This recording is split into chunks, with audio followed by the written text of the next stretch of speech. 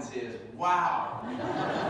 This has been a treat, hasn't it? Can we just do one more applause for Imam Abubakar?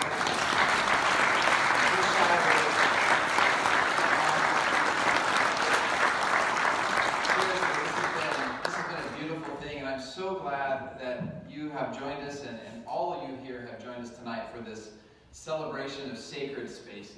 I really believe in what, I brought a book with me, Mircea Eliade. He was a Romanian, and I lived in Romania for a couple of years, so I have a little affinity to him. But what he taught about man, women, humankind, and sacred spaces. He basically said this. He says, to the man who has made his choice in favor of a profane life, he never succeeds in completely doing away with religious behavior. Isn't that interesting? I'm going to read it one more time. The man who has made his choice in favor of a profane life never succeeds in completely doing away with religious behavior. I'm going to read just one more little paragraph here. He says, he's going to talk about the difference between sacred space and profane space. He says, revelation of a sacred space makes it possible to obtain a fixed point and hence to acquire orientation in the chaos of homogeneity, or to found the world and live in a real sense. No true orientation is possible without this fixed point. He goes on to say that, properly speaking, there is no longer any world. There are only fragments of a shattered universe, and an amorphous mass consisting of an infinite number of more or less neutral places in which man moves, governed and driven by the obligations of an existence incorporated into an industrial society. In other words, only with a fixed point and a sacred space can human beings orient themselves.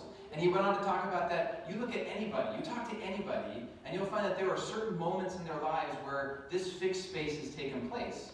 For example, maybe a person's birthplace, or the scenes of their first love, or a certain place in a foreign city that he or she visited as a youth. That these places retain an exceptional, a unique quality. They become holy places in the lives of these individuals. Of course, for us tonight, here in this space, we talk about what the religious person believes.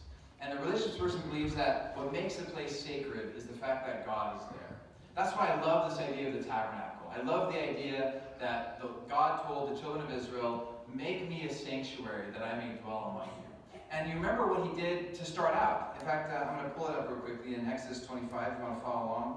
You're more than welcome to do that. Let me pull it up here. He says, speak unto the children of Israel that they may bring me an offering. Of every man that giveth it willingly with his heart, ye shall take my offering. This is the offering which ye shall take of them: gold, silver, brass, and blue, and purple, and scarlet, and fine linen. Right? This is the stuff that wasn't made with animal skins or materials that would be broken down and become corruptible. It was meant to last forever. Right? This linen material, white, and also goat's hair. And ram skins dyed red, and badger skins, and shittim wood, oil for the light, spices for anointing oil, and for sweet incense, onyx stones, and stones to be set in the ephod and in the breastplate. And let them make me a sanctuary that I may dwell among them. Now, what's been amazing for me as I've participated in this tabernacle experience is I really believe that God, his sole purpose in inviting them to do this, and he does it for us today, build me a place where I can be with you because I want to dwell with you. And of course, what is he doing? He's doing what you three have already talked about. He's trying to build us up to become places where God can dwell, right? He wants to build us up and help us become holy and pure and prepared. And so he showed them this pattern. And he said, if you will follow this pattern, not only will you come into my presence, but you'll get to know the kind of being that I am, right? What kind of being is God?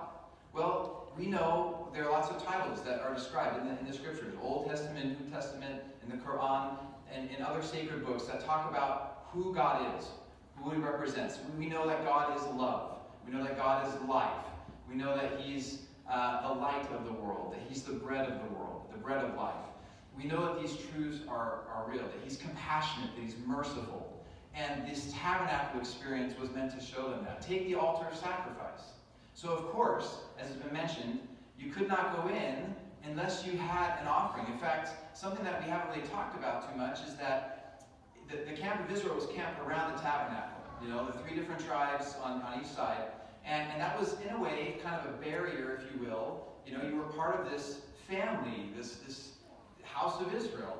But then between those houses and the tabernacle itself, this outer courtyard gate that you see out here, the Levites camped around. So what makes the Levites, you know, significant? Who are they? Well, these were the priesthood holders of the Israelites.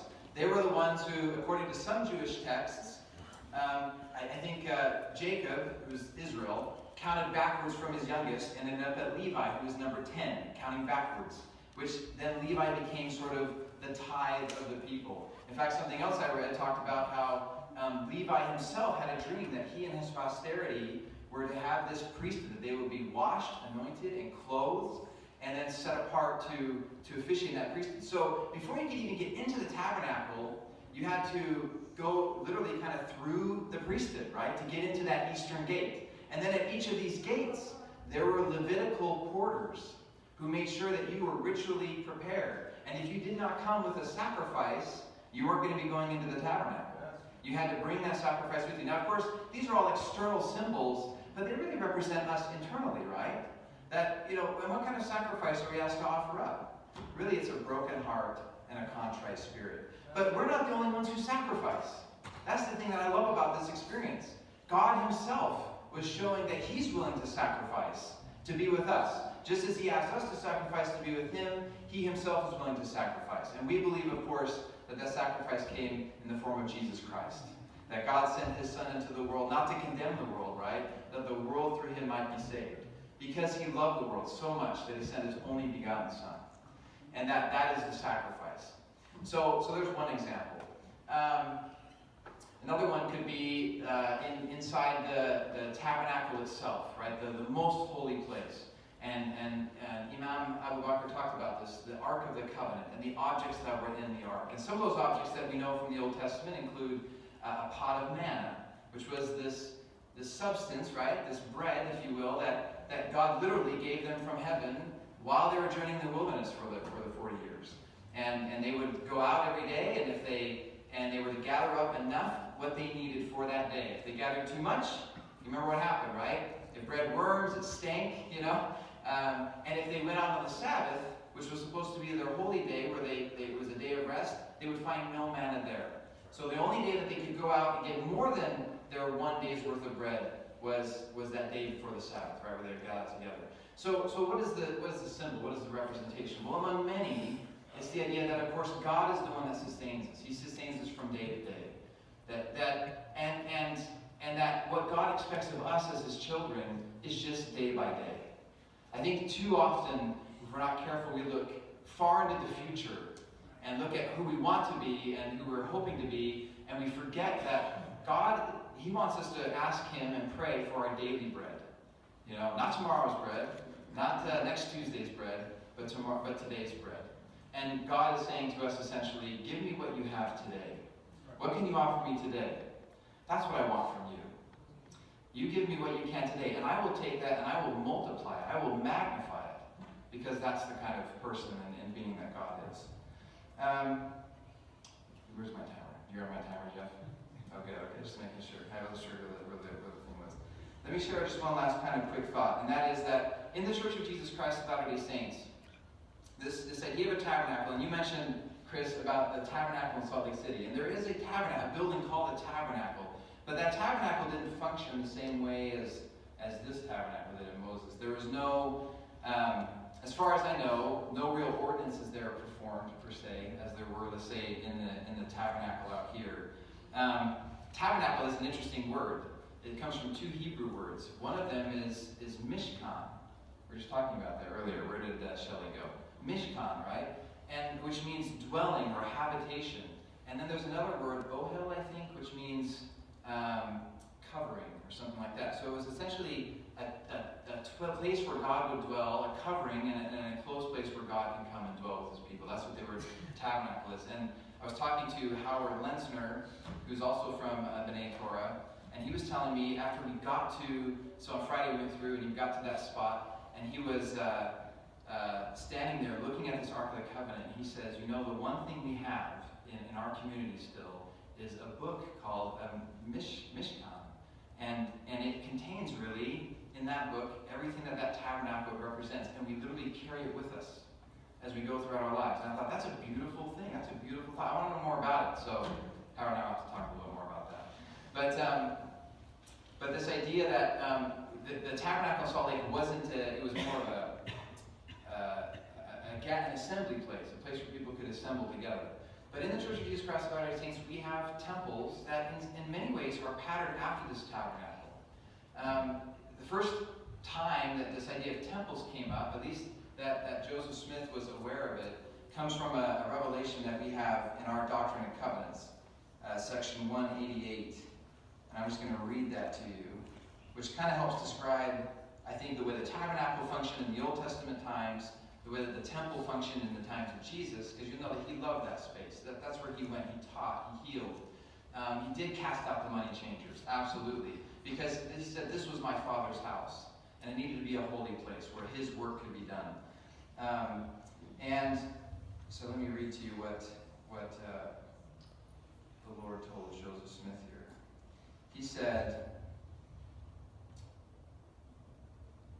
organize yourselves, prepare every needful thing, and establish a house, even a house of prayer, a house of fasting, a house of faith, a house of learning, a house of glory, a house of order, a house of God.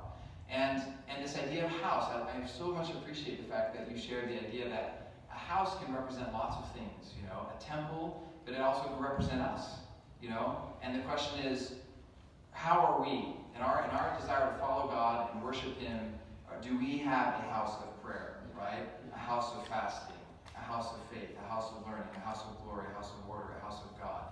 But the purpose of building this house was to show us how God operates, who he is, and what we need to do to get back into his presence. And so, like the tabernacle, you move from a place that is, I guess you could say, the one connection to the world, right? You have this gate that you enter into, or you walk into a temple, and there is a person who checks for a recommend, which is a card that represents your worthiness, that you've come and you've brought your virtual sacrifice with you, right?